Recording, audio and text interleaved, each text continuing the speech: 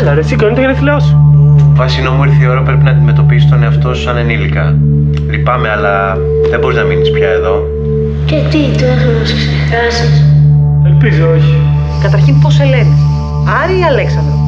Άρη με λένε. Δεν ξέρω τι είναι αυτό το Αλέξανδρος. Σε ποιο σχολείο είναι? Μακριά από εδώ. Πού? Κάπου στην Αθήνα.